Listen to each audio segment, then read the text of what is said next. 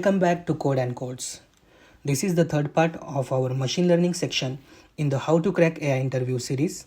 So hey everyone, I'm Sahil Makandar and today we are diving even deeper into neural networks. If you missed the last video, don't worry, you can find the link to it in the description below.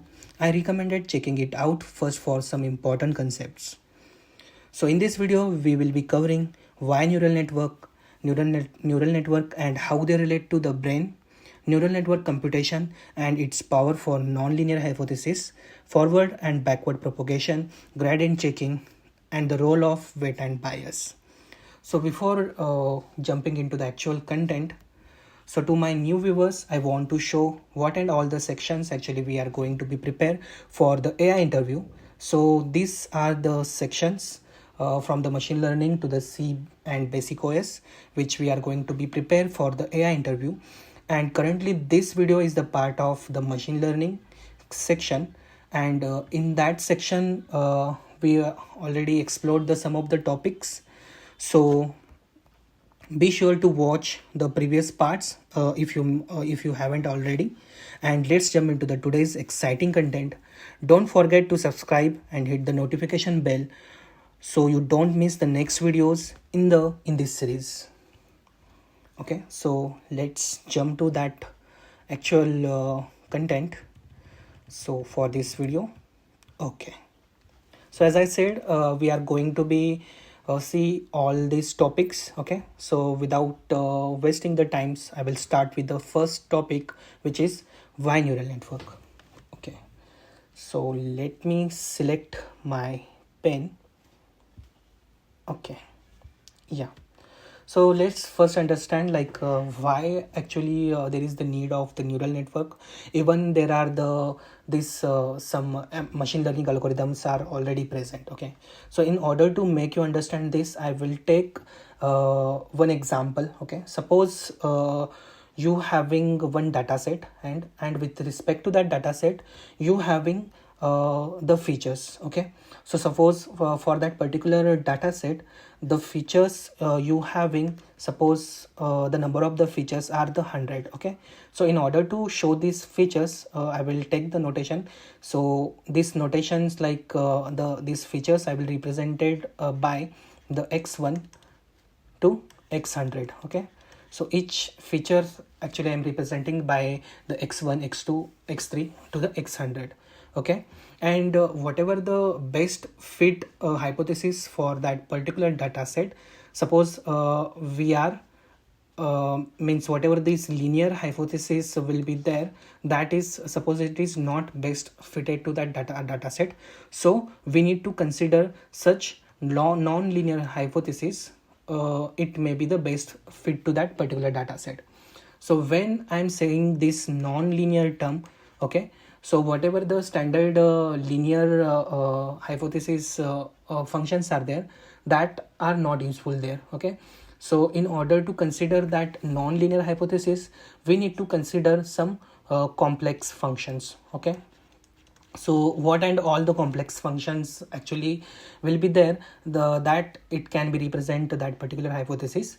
So suppose such complex functions are there. Suppose the quadratic function is there. Okay, in which we will get the hypothesis in this way, right? Then we having the cubic function also is there. So this also it can able to get the hypothesis in this way. Okay, then we having the another complex function like the square root.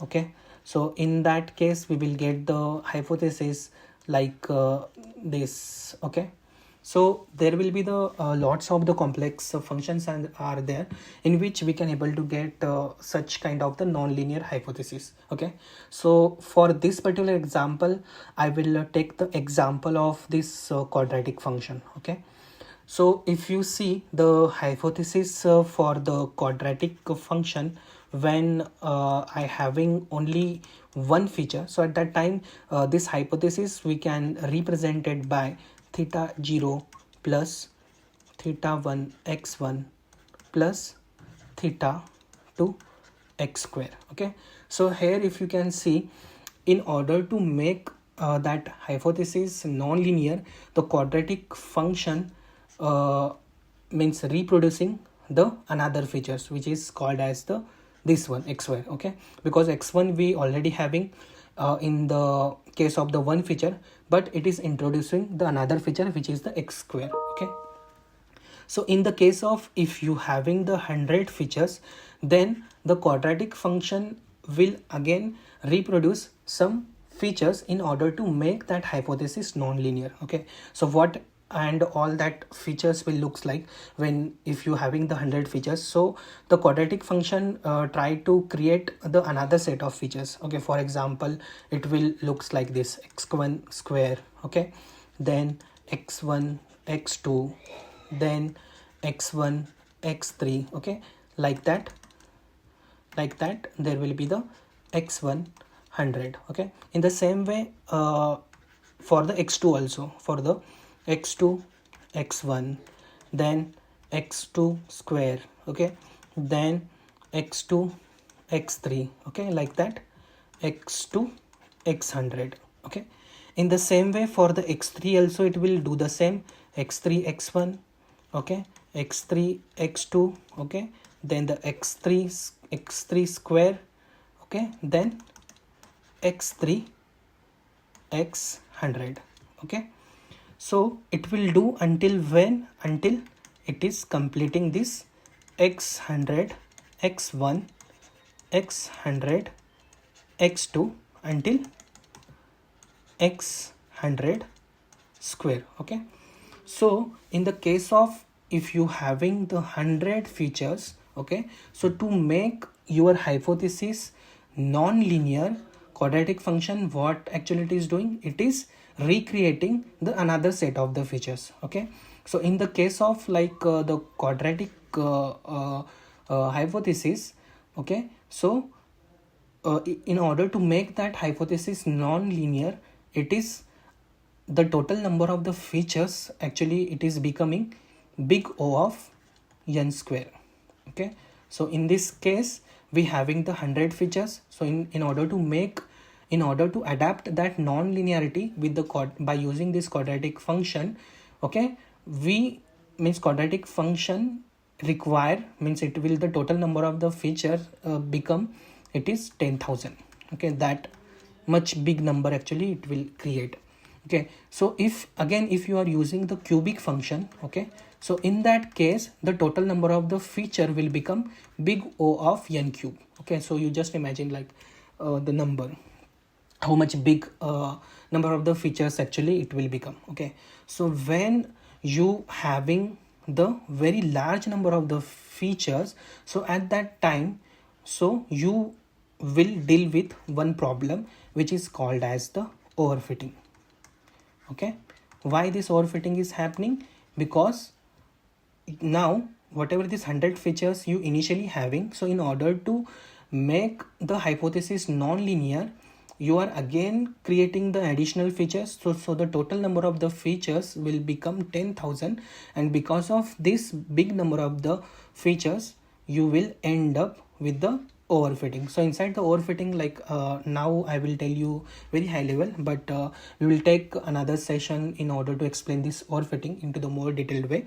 But inside the overfitting, what will happen, like whatever the model which you will train and it having the overfitting problem, then such model will give the very good accuracy at the training, but it will not give the good accuracy when you are dealing with the unseen data or the test or the validation data. You will get the very less accuracy. Okay, so this kind of the problem actually it will create. Okay, so like means in order to handle such kind of thing, okay, means we need such algorithm in which this kind of the extra feature that algorithm will not create. Okay, so we need to find out such algorithm. Okay, and in that case, like what I'm saying, like in the whatever the input it is there, so the input itself it will not create the additional features there. Okay, so we need to find such algorithm which will not create the additional feature itself into the input. So because of that, the large number of the input feature only, this overfitting problem is coming. So we need to find such algorithm which will not create such additional input features. So in this case, actually this neural network actually it is came. Okay, so that is the one reason why the neural network actually it is came. Okay, and another reason is that if you can able to see, like whatever these complex functions actually we are using in order to make our hypothesis non-linear. Okay, so if you see the shape of this function, it is kind of the fix.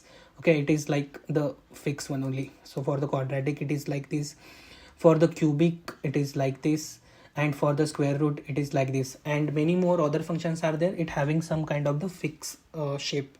Okay, so there if you can see that much the dynamic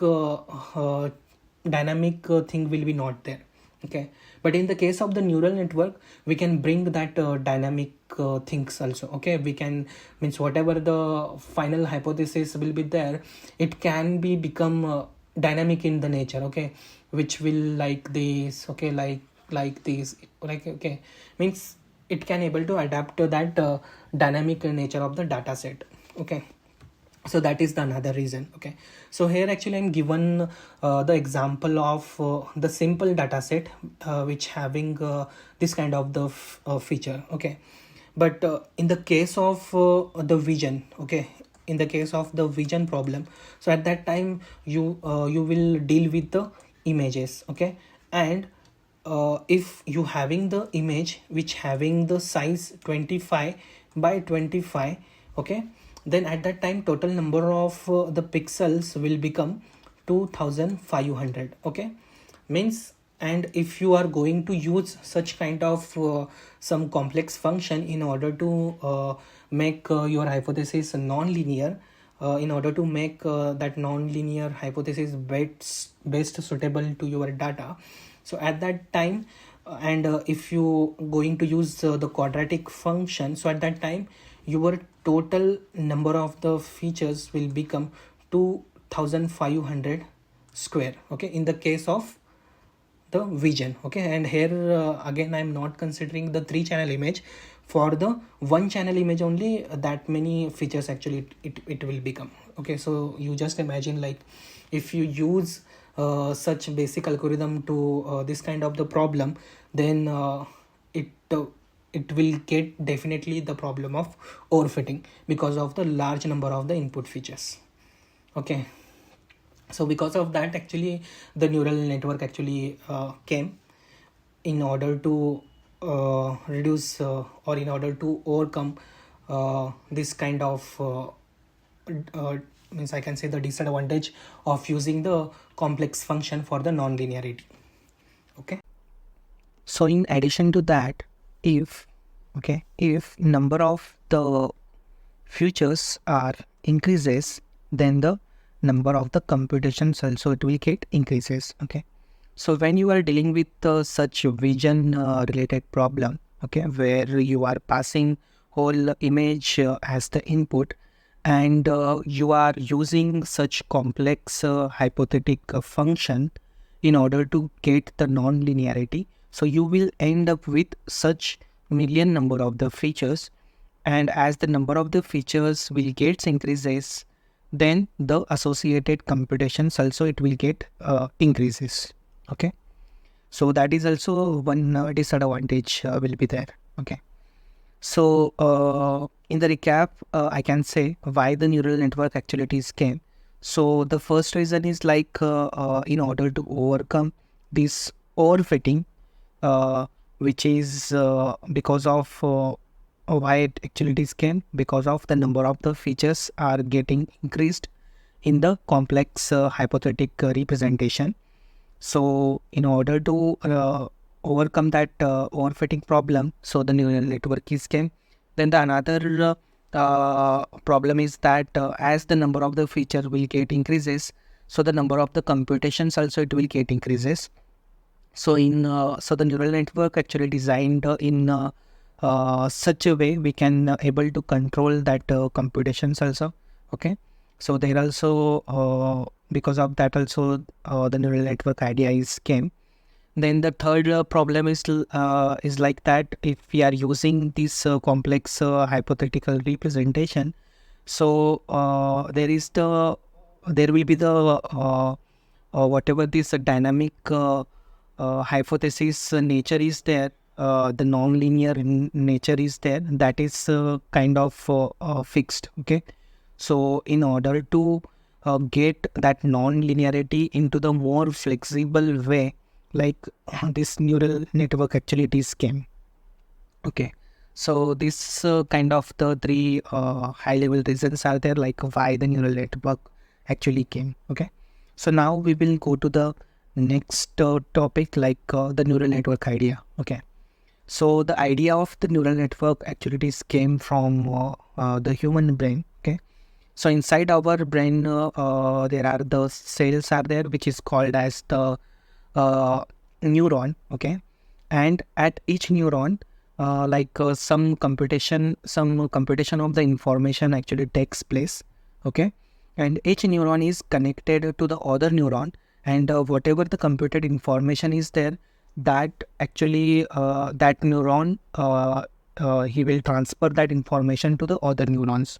Okay, and this communication actually it will happen in the form of electromagnetic waves. Okay, so because of that only, like we can able to see the things, we can able to feel the things, we can able to analyze the things, recognize the things. Okay, so this same idea actually adapted inside the neural network. So before going there, I want to show you the how these neurons internally looks like. Okay, so if you see the neurons, so each neuron having their cell body. Okay, which is called as the nucleus. So at this cell body only this computation of the information actually takes place. Okay, and to this cell body there will be the one input or the multiple input wire will be there, which is called as the dendrite. Through this wire only the input actually it will taken to this cell body, and from this cell body there are the multiple output wires are also will be there, which is called as the axon. So through this output wire only whatever the computed information is there, it will get transferred to the other neurons. Okay, so this same idea actually it is adapted inside the neural network. Okay, so if you see the basic neural network architecture, so there will be the input layer will be there. Okay, from this input layer actually we will pass the features. Okay, whatever the input features are there, like x1, x2, x3, x4, such input features actually we can able to pass. Then there are the hidden layers will be there, where the computation will takes place, and into the final there are the output layer will be there, where the final output actually we can able to get. Okay, and if you can see this architecture, the each neuron is connected to the every other neurons. Okay, so in that way that each neuron, so whatever the computations will be there, it will pass to the other neurons. Okay, so in that way it will transfer the computations also. Okay, so this is kind of the basic neural network architecture which is adapted from the this only. Okay, means whatever the actual the architecture which is present inside the human neuron. Okay, so I hope you understand this. Okay, so before going to understand this thing, before going to understand the computations which is taking place at the each neuron, so I want to tell you like some of the notations in order to make that thing more easier. Okay, so first thing, like how we can able to represent the number of the layers into the neural network, whatever this architecture. So for that I will going to use the notation L. So L will represent the number of the layers. So in this case, in this diagram, in this neural network architecture, there are the total 4 layers are there. Okay, so it's here I will keep the L is equal to 4.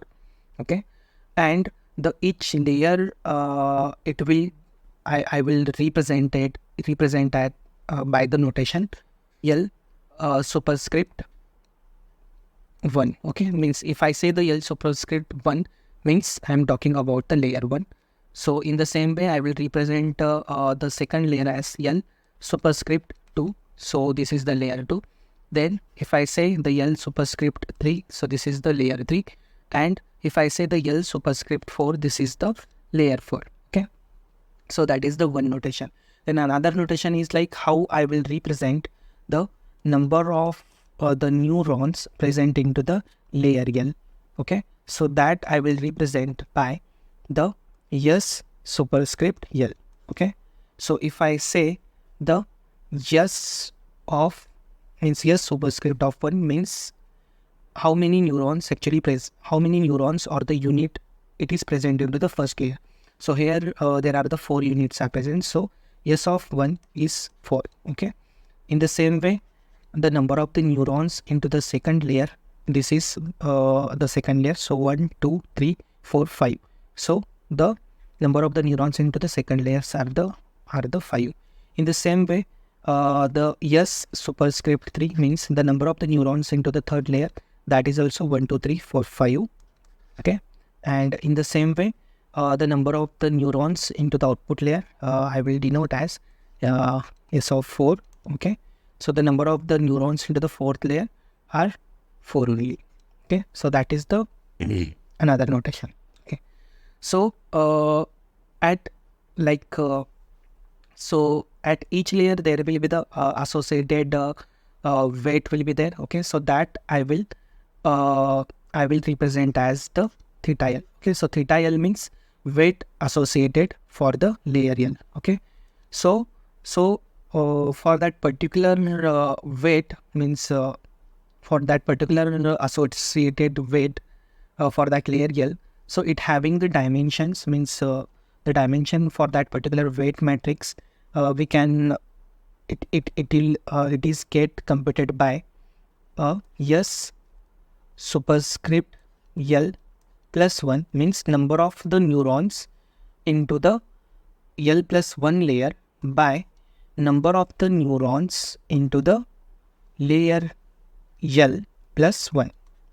Okay, so this is the dimension actually it will take for the weight matrix for that layer L. Okay, so if I say like the weight associated with the layer 1, I will denote that thing as the theta superscript 1, and this dimension is number of the neurons or the unit into the L plus 1 layer. Okay, so here L plus 1 means 1 plus 1 2, so the number of the neurons into the second layer. Okay, by the number of the neurons into the layer L. Okay, so this is the first layer only, so the number of the neurons into the first layer are the 4. Okay, so the S of 1 plus 1, so this additional 1 term actually it is for the bias, and for the input layer it will denoted as the x0. Okay, and means after we will do all the computation, so that bias terms actually it will get added to the all the neurons. Okay, like this. Okay, and here like in the same way here also that bias term is present, here also the bias term will be present. Okay, but for the output layer it will be not there. Okay, so yeah, so now like the dimension of the weight matrix which is associated with the layer 1, it will become the number of the neurons into the second layer. So number of the neurons into the second layer is the S of 2 is 5. Okay, by the number of the neurons into the first layer plus 1. So this one is for the bias, so it is the, so here also 1 2 3 4 neurons, so 4 plus 1 it is become 5. Okay, so the theta 1 it having the dimension 5 by 5. Okay, in the same way the theta 2 will have the dimension S of 3. Okay, which is the 5 plus S of 3 plus 1, okay, which is the 5 plus 1 becomes 6, so 5 by 6, okay, like that, okay. So this notations you just keep in mind, so it will helps to understand like how the computations actually we are going to be present, okay, we are going to be compute, okay.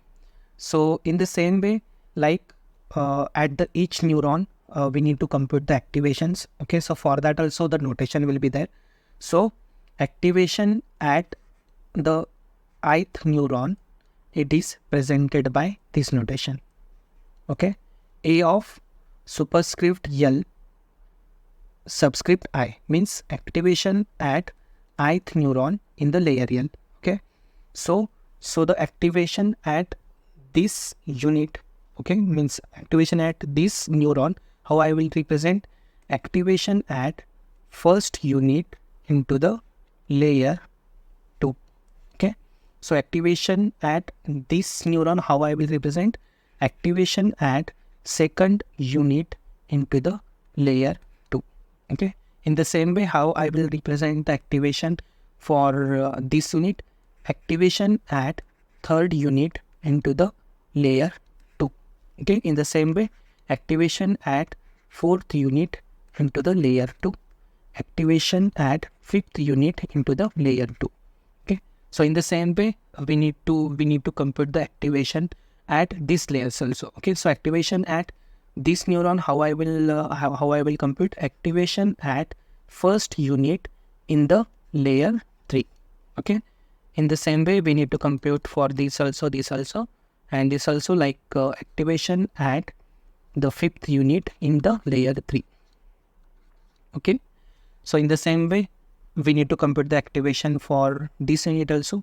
So activation at first unit into the layer 4, okay. Activation at second unit into the layer 4, okay. In the same way, like, so the same notation actually we will going to be use, okay. So these notations are actually very important in order to understand the forward and the backward propagation. So you just keep this notation in your mind, okay. So in the recap, if I can say, so the L will represent the number of layers, the capital L, okay. Each layer will be represented by this notation, okay, L1, L2, L3, L4, and the number of neurons present into the each layer will be gets represented by the S of L, okay. And for each layer, their associated weight will be there, and this will be represented by the theta L, and that dimension of that weight with respect to the that particular layer, it is computed by number of neurons into the L plus 1 layer by number of neuron into the Lth layer plus 1, and this one it is for the bias term, okay. And the activation at ith unit into the layer L, it is denoted by this symbol, okay. So I hope you got the all the notations, okay. So now let's understand like how to compute this particular computations, okay. So here I will take a very simple example, okay, where I having this neural network architecture, okay, in which I having only 3 layers. So this is our input layer, this is the hidden layer, and this one is the our output layer, okay. So as I said, the number of the layers into this neural network, it is the 3, okay. So this is the layer L1, this is the layer L2, and this is the layer L3, okay. And the input layer is the L1, where we will pass the feature x1 and x2, okay. And in the computations, actually we need to compute the activation at first unit into the layer 2. We need to compute the activation at second unit into the layer 2. Then we need to compute activation of third unit into the layer 2, okay. In the same way, we need to compute the activation at first unit into the layer 3, okay. So these are the terms are there, Okay. So now, in order to compute these activations, okay, what and all the things actually we need. Okay, uh, so actually the computation of the start from the layer 2. Okay, so inside the layer 2, if we can see, we need to compute the activation at first unit in the layer 2. We need to compute the activation of second unit into the layer 2. We need to compute the activation of third unit into the layer 2. Okay, so how we will compute this? So for that, actually we need the theta, and we need theta means weights, and we need the input. Okay, so in order to compute this, we need the theta with respect to the L minus 1 layer. Okay, so here we are computing the activations for the second layer. So in this case, we need the thetas from the layer L minus 1, which is nothing but 2 minus 1, which become 1. Okay, we need the theta 1. Okay, and the dimension of this particular theta 1, okay, means the weights associated with the first layer, it is represented by the theta 1, and the dimension is respect to this theta 1. As I said, we will compute as the number of the neurons into the L plus 1, okay, by the number of neurons into the Lth layer plus 1.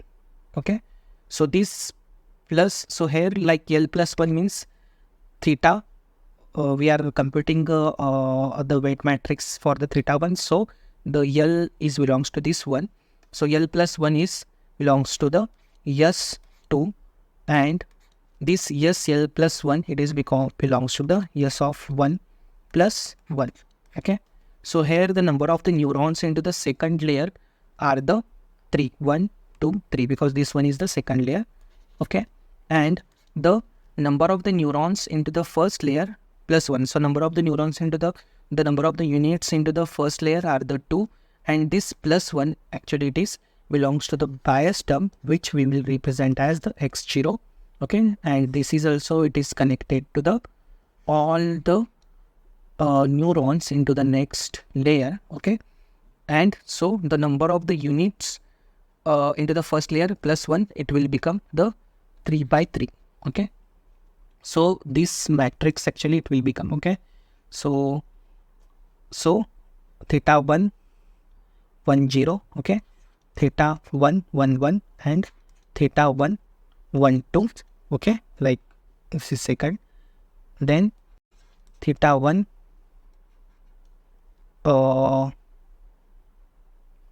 yeah, like that, theta 1 sorry, then it will become the means this is the theta 1 theta 1, because we are means for this, as I said, we need the theta L minus 1. So theta 1 1 0, theta 1 1 2 1 1, and theta 1 1 2, then theta 1 the 2 0, because with respect to this one I am saying, then theta 1 2 1, and theta 1 2 2, and we need the theta 1 3 0, okay, which is with respect to this, because this also it is connected to this and this. So theta 1 3 0, then theta 1 3 1, and theta 1 3 2. Okay, and this weight matrix it will gets multiply to the input which is present inside the L minus 1. Okay, it will get multiplied here. So the input which is present L minus 1, so we are computing for the layer 2. So the 2 minus 1, it is become 1. So what is present into the layer 1? This feature x1 and x2. So this features along with this x0. So it will get multiplied by this x0, x1, and x2. Okay, so this is kind of the things actually we are uh, going to compute. Okay, so this kind of the computations actually it will be happen. Okay, so now we will look more deeply like how we will compute this A12. Okay, first, okay, we will see that thing. So for that I will use some different pen. Okay, yeah, so first let's see how to compute the activation at first unit into the layer 2. Okay, means this one.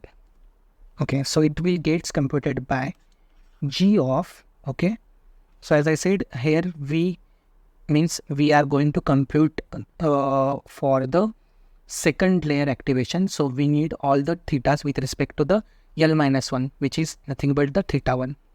So theta with respect to the first unit, okay, and it is connected to the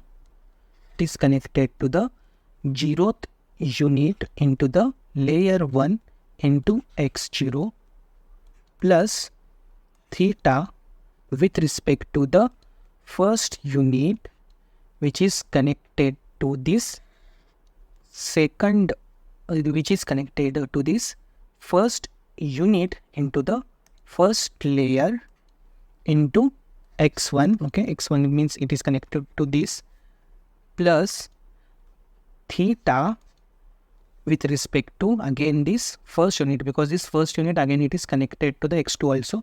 So theta with respect to the first unit which is connected to the second unit in the layer 1, okay, into the layer 1, and we need to multiply this by x2. Okay, then we will get this activation of first unit into the second layer. Okay, like that we will get. Okay, so in the same way we need to compute the activation at the, so here also I will use different pen. So in the same way we need to compute the activation of the second unit into the layer 2. Okay, so activation of the second unit into the layer 2, okay, means this. Okay, so in the same way this is also connected to the x0, x1 and x2. Okay, so it is computed as g of, okay, theta, okay, with respect to the second unit connected to the 0th unit in the first layer, and it is connected to x0, so we need to multiply this x0 plus theta with respect to again second unit, okay, and connected to the first unit in the layer 1, so first unit into the layer 1, and it is multiplied by the x1, okay, plus again theta means again theta with respect to this second unit, okay, and connected to the second unit into the first layer, okay, second unit into the first layer, and we need to multiply it by the x2. Okay, like that. Okay, so in the same way we will compute the activation at the third unit into the second layer.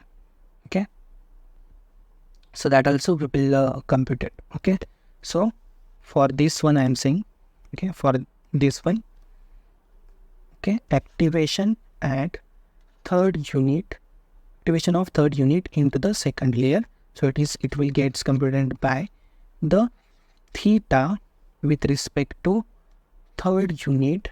Okay, so this also connected to the x0, so connected to the 0th unit into the first layer into x0 plus theta with respect to the third unit connected to the first unit into the first layer and multiply by the x1 plus theta with respect to the third unit connected to the second unit into the first layer into x2. Okay, so in this way we will get this A12 activation of first unit into the second layer, activation of the second unit into the second layer, activation of the third unit into the second layer. Okay, so like that we will compute all these things. Okay, then the final output, okay, means this one A13, like how we will compute this one.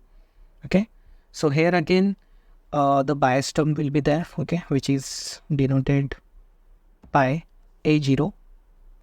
Okay, and this is also connected to this. Okay, so the final output, okay, which is nothing but our h of theta x, okay, which is nothing but activation at first unit into the layer 3, means this one, how we will compute the activation of, okay, so this is the theta with respect to the first unit connected to the 0th unit, okay, connected to the 0th unit into second layer, okay, because this is the third layer neuron. So in order to compute the activation of this, we need the thetas with respect to the second layer. So here we need to use the thetas with respect to the second layer, and it will multiply by this A0, okay, because it is connected to the A0 only.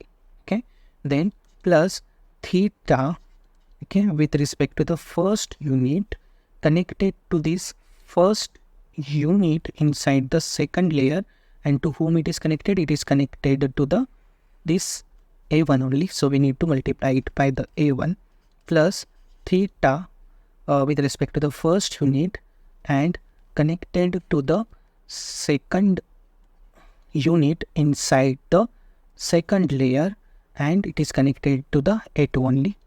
Then plus theta with respect to the first unit, then connected to the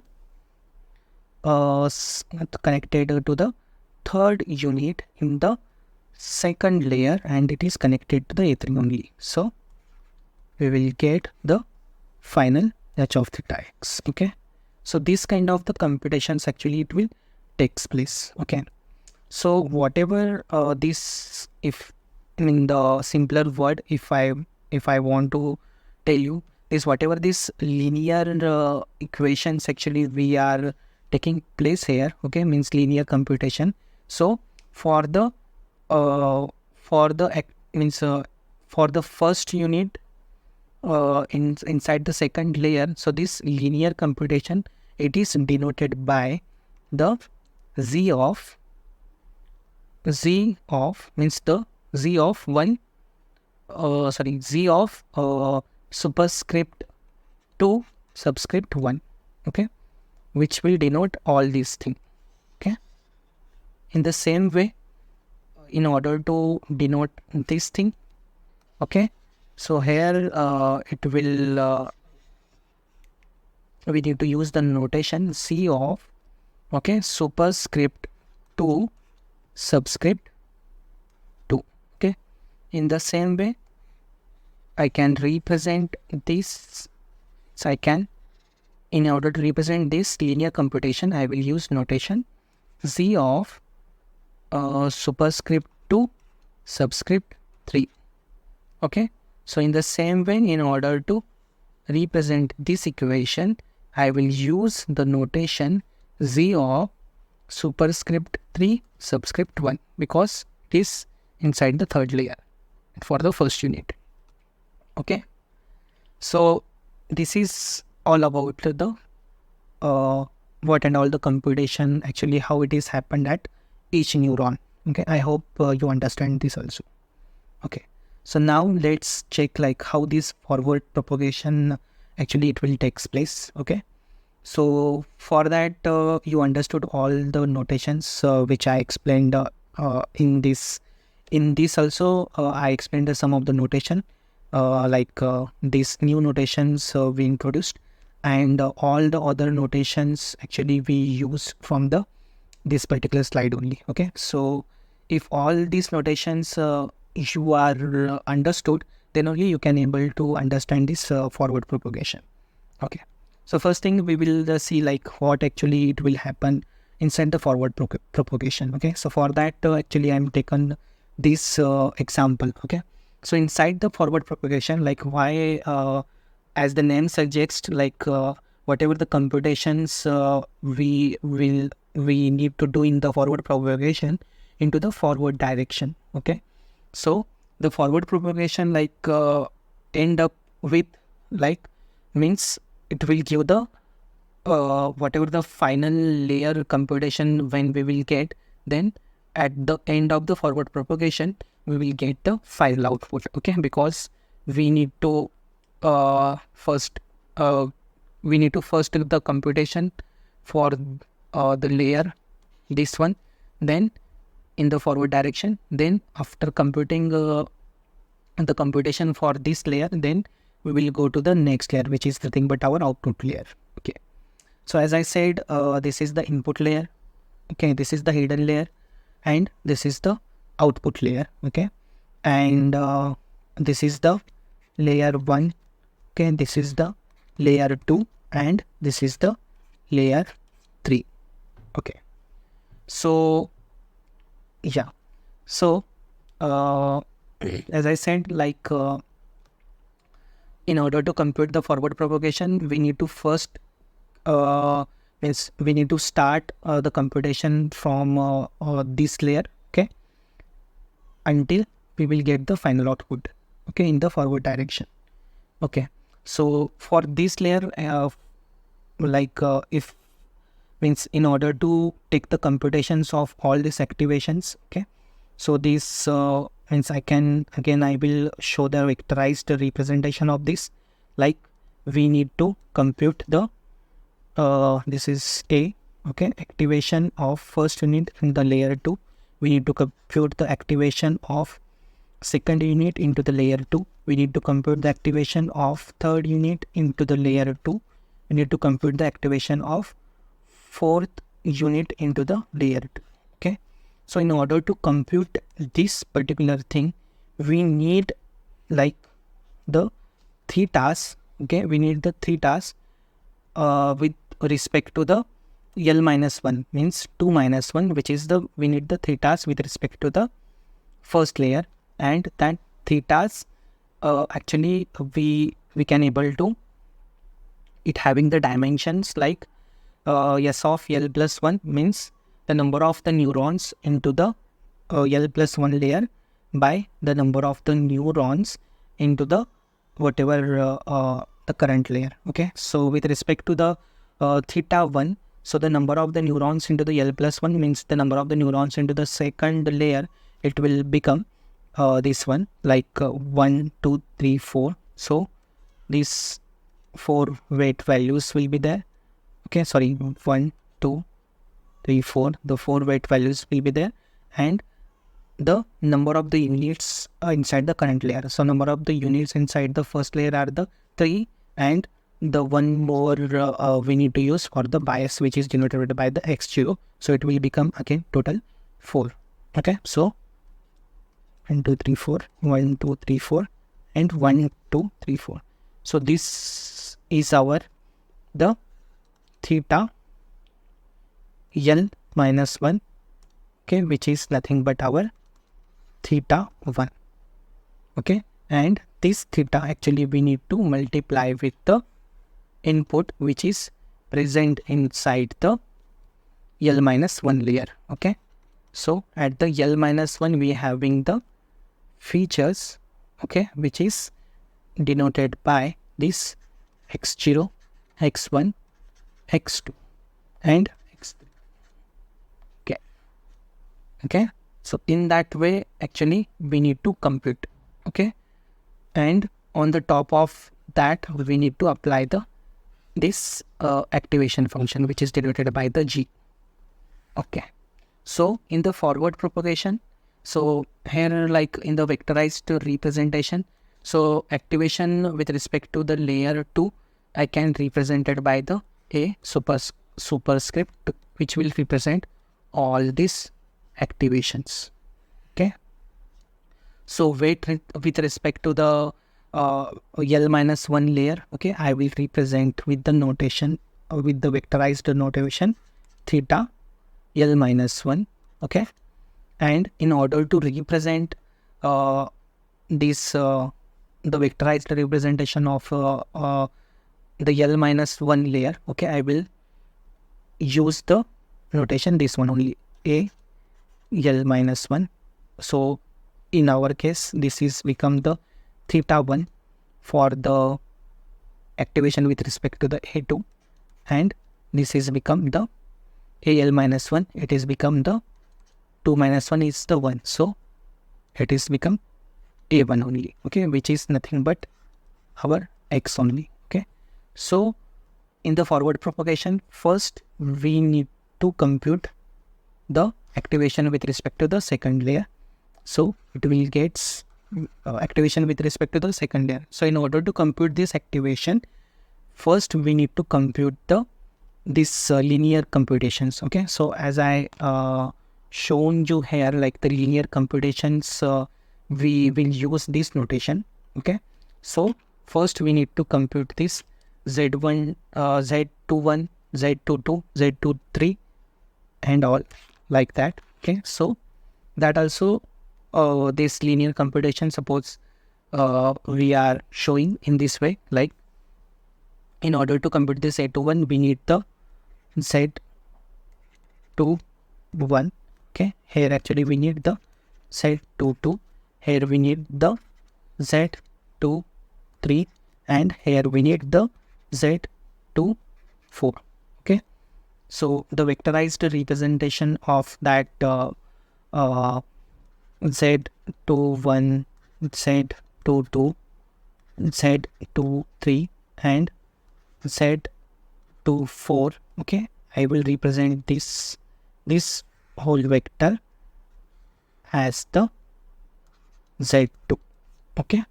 So the first step in the forward propagation, like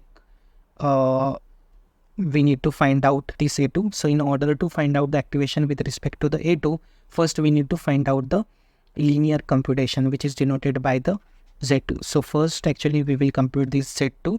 How we will compute this Z2? Like theta 1 transpose into this one,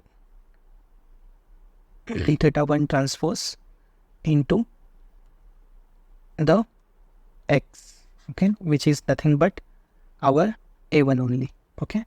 So we will get, with this equation we will get the all the linear computation which is with respect to the second layer, okay. Then we will compute the A2 as we will apply the activation function on the Z2, okay. So we will get all these A2 values, okay. So in the same way, then once we will compute this thing, then only we can move the forward, and the next layer is the A3, okay. So in order to compute the A3, first we need the Z3, okay, because here also we need to compute this Z31 and Z32, and the vectorized representation of the Z31, Z32 we can represent as the Z3, and how it will get computed. So in order to compute the Z3, we need the theta 2 transpose, okay, into this particular A2, okay, because as I said we need the AL minus 1, okay. Then on the top of that we will apply the activation. So A3 gets computed as the activation function of the that particular this thing